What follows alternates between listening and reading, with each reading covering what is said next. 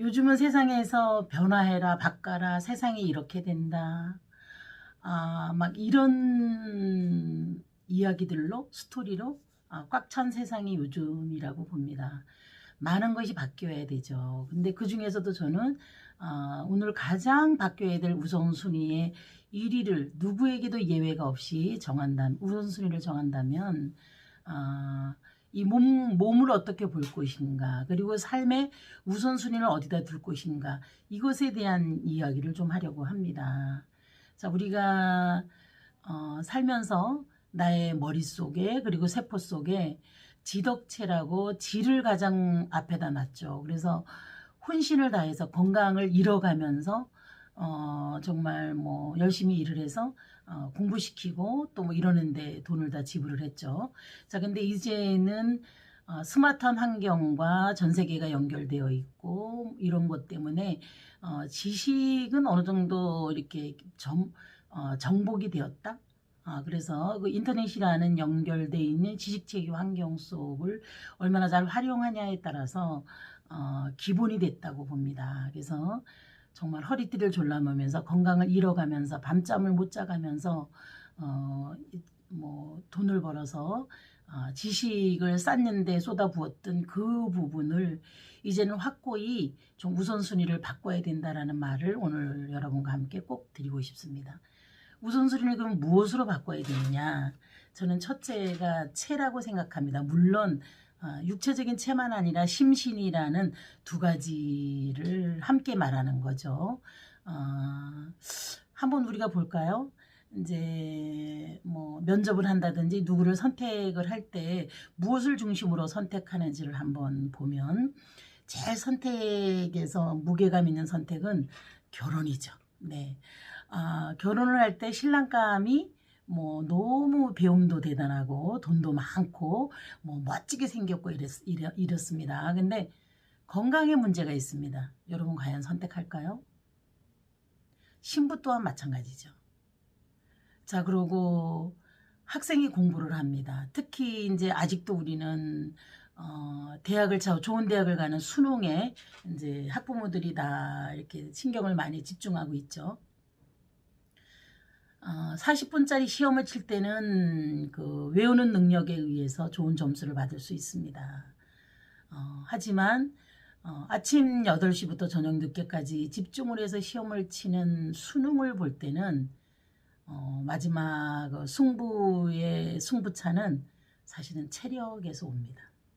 자, 그래서 정말 공부를 잘하길 원하고 정말 멋진 결혼을 하길 원한다면 체력은 또 하루아침에 되는 게 아니기 때문에 평소 생활 속에서 뭐 심지어는 임신하기 전에 뭐 이렇게 다 체력에 대한 어떤 그런 중요를 우선순위에다 놓고 생활 속에 우선순위에 자리 잡아 두는 것이 지금 경제적 자유를 추구하고 그다음에 건강의 자유에 의해서 진짜 행복한 삶을 살고자 하는 우리들에게 무엇보다도 가장 중요한 우선순위를 바꿔라. 이게 변화의 제일 첫째라고 생각합니다. 자, 그러면 이제 건강이라는 몸의 어떤 아주 안전한 상태, 뭐 효율적인 상태를 우선순위를 바꾸는데 또 거기서도 또 바꿀 게 있습니다. 자, 요즘 건강에 대한 얘기를 하게 되면 대부분 다 병적 관점으로 건강을 이야기합니다. 그래서 건강에 대한 대화를 하면 네, 저는 고혈압이 있어요. 근데 뭐 고혈압 수치만 있지 지금 괜찮아요. 뭐 약만 먹고 있어요. 뭐 당뇨 수치가 나왔는데 뭐 괜찮아요. 여러분 시간 속에서 그러면 완전히 더 나빠져서 환자가 되는 심각한 상태가 될 때까지 놔두는 것이 과연 답일까요? 그래서 저는 모든 부분을 뭐 이랬는데 괜찮아요, 저랬는데 괜찮아요 라고 병적 관점으로 우리 몸을 보는 이 부분을 더욱더 적극적으로 바꿔야 된다라는 게 제 생각입니다. 자, 지금은 70의 인생의 삶이 끝나는 시대가 아니죠. 초고령 사회에는 100을 넘긴다고 합니다. 무엇보다도 강건한 신체, 정신과 어떤 육체를 가지고 있다는 것이 행복하고 자유로운 삶의 가장 기본입니다.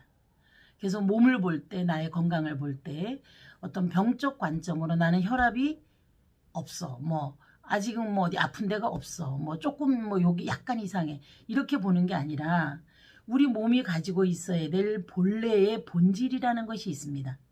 그 본질을 한마디로 얘기하면 균형의 상태죠. 우리가 고혈압이라고 말하는 것도 균형이 깨져서 높거나 낮거나, 그러면 또 당뇨라고 말하는 것도 그 균형이 깨져서 높거나 낮거나, 이런 것들을 어떤 문제의 증상이 나타났다고 생각하고, 그게 오래 만성적으로 가면 여러 가지 그것으로 인한 다른 곳의 문제가 연쇄적으로 일어나면서 되돌릴 수 없는 상태가 됩니다.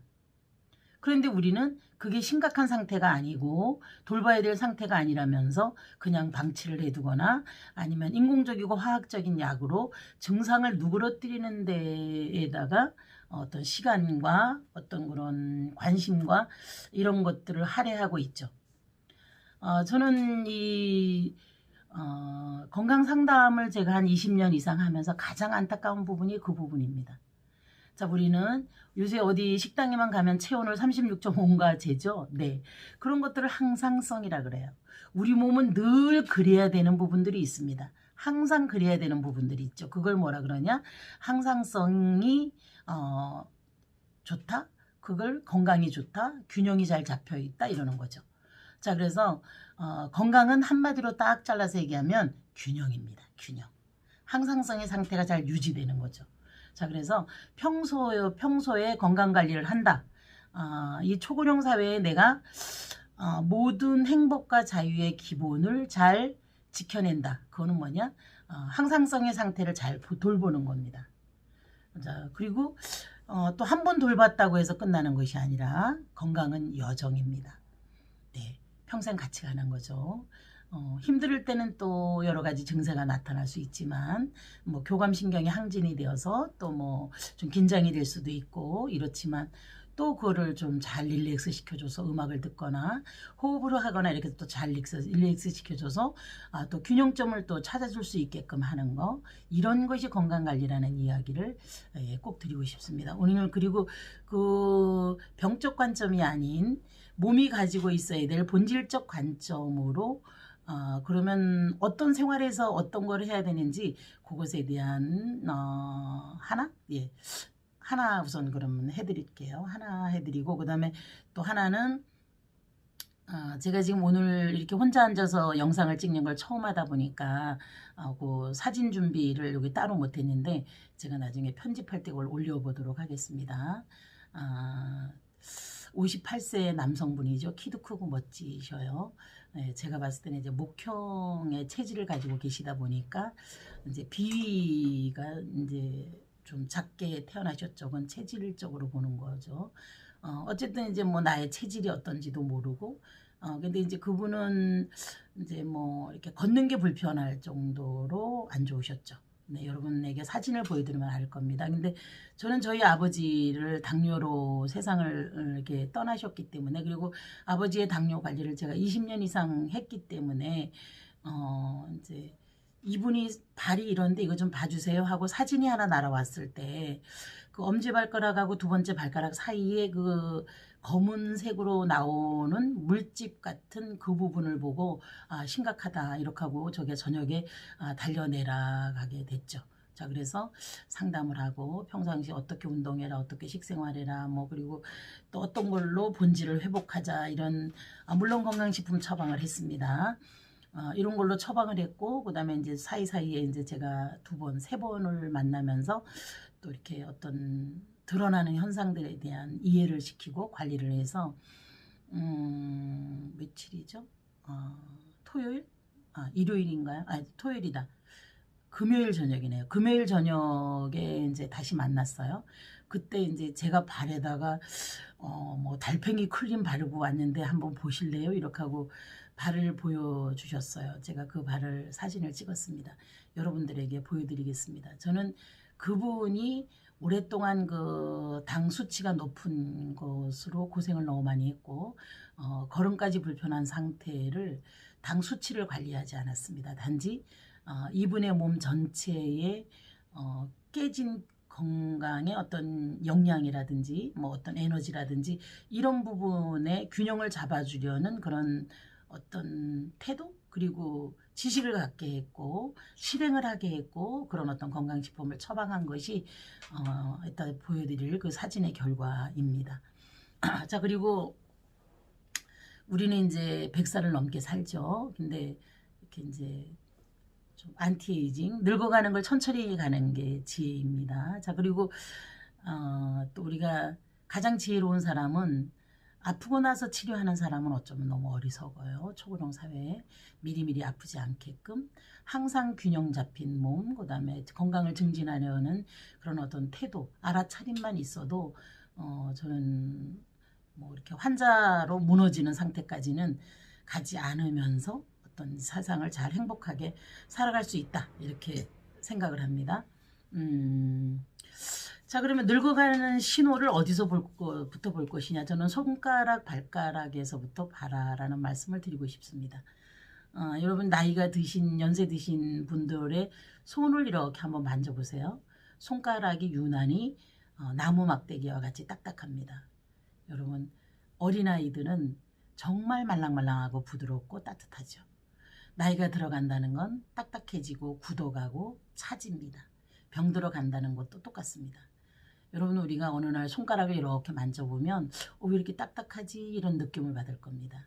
여러 가지 약을 먹고 치료를 하는 것도 중요하지만 손가락을 강아지라고 생각하고 발가락을 강아지라고 생각하고 그 크림 뭐 그냥 일반 크림을 손가락 발가락에다가 눈을 떠서 아침에 잠들기 전에 저녁에 우리 집에 있는 강아지 반려견 예뻐하듯이 손가락 강아지 발가락 강아지를 쓰다듬어 주고 예뻐해 주세요.